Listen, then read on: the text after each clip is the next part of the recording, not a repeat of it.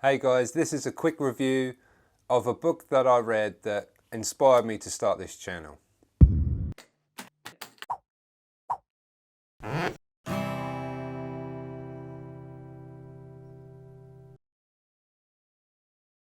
If you haven't seen my channel before, I'm Luke and this is my channel called Midlife Guitar, and it's all about my journey from beginner guitarist onwards, just to see how I get on, all the pains and tribulations that I might go through, and I'm just going to share that with anyone else who's going through the similar experience, or anyone else who wants to see really.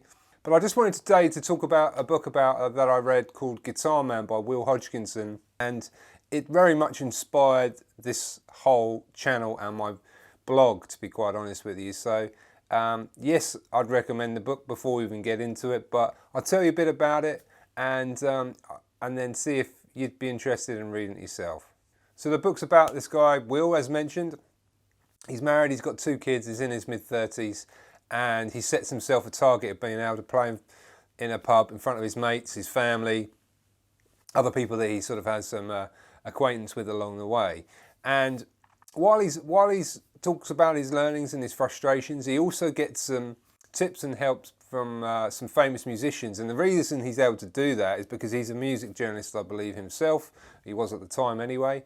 And it helps kind of shape his journey along the way, which is a 6-month period. So he sets himself, from day 0, that's what he's going to be doing at the end of the 6-month period, playing in front of those people, and then he just works towards it. So there's a lot I like about this book. He's a layman.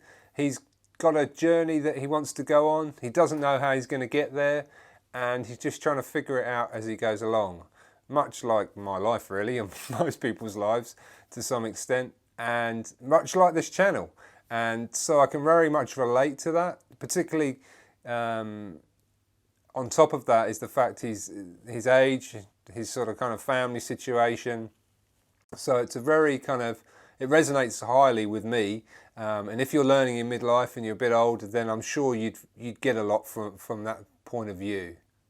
Certainly when I think of my own guitar journey and how I'm documenting it on YouTube, for example, I'm trying to make myself accountable. So I very much know I'm at the tip of the iceberg, and there's a lot of information, a lot of techniques, skills to learn that are just way beyond me right now. But there's a lot of people out there who are probably in a similar situation and give up early. I don't know what the stats on it, but whenever I've sort of looked into it, so many people have a guitar, have had a guitar, played a little bit, maybe not even touched it, but bought all the kit and never gone anywhere with it. But many of us get into it with high hopes of actually taking it on and developing it, and that's what I want to do, but I don't want to cop out. So I understand you've got to create a habit, and that's what I've been trying to do. And so that's where I can really resonate with this book, because Will's obviously set himself this target, and he's just trying to work out the steps along the way. He practices regularly, and that's obviously a very important part of all of it, is being consistent. So it's an important part of the journey to focus in on, because that's often where people stumble and ultimately quit. Will manages to find time in the book to practice. He practices at home. Sometimes he practices down the park. Anywhere he can. He goes to various festivals and meets people and gets to know a few folk guitarists and bands in the UK.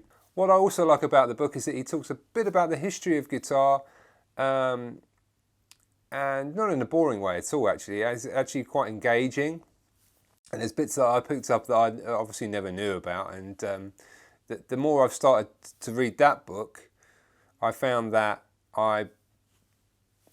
Googling other things that became a particular interest, like David Graham, who wrote the song Angie, which is one of my project songs on my guitar journey videos, which you'll be able to see. But also things about other musicians that I wouldn't have known, or even part about blues. I've never been big into blues, but when you start to sort of read the book and you start to understand it a bit, it's interesting, and it makes you think about where you want to go in your own journey, your own guitar journey. So it certainly serves as some inspiration from that point of view.